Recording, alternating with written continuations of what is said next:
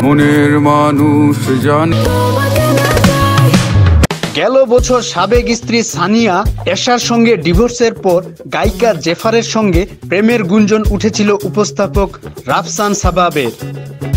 এ কারণেই নাকি বিচ্ছেদ হয়েছিল তাদের। চিট করার সুযোগ কোত্থেকে পায়?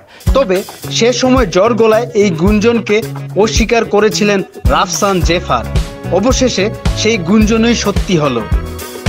এসব আলোচনার মাঝেই এবার ব্যাংককে একান্তে সময় কাটাতে গিয়ে ক্যামেরাবন্দী হলেন রাফসান জেফার।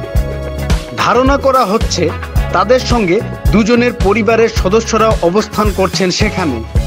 গত 15ই নভেম্বর বাংলাদেশ সময় দুপুর 1:30টার দিকে ব্যাংককের সিয়াম প্যারাগন শপিং মলে বিখ্যাত পেরি ফুড শপের ভেতরে দেখা যায় রাফসান জেফারকে।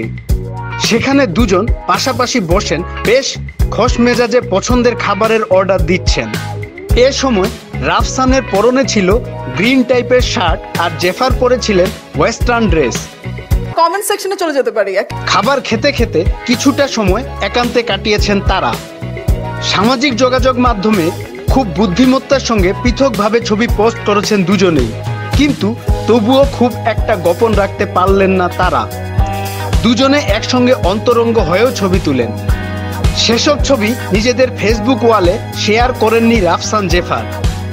তারা অন্তরঙ্গ ছবিগুলো পোস্ট না করলেও প্রবাসী বাংলাদেশির তোলা ছবিটি হাত ঘুরে চলে এসেছে গণমাধ্যমে।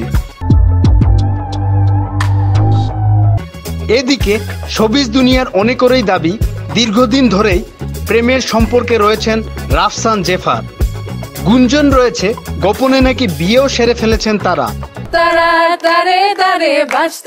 যদিও এখনো প্রকাশ্যে বিষয়টি নিয়ে মুখ খোলেননি কেউই।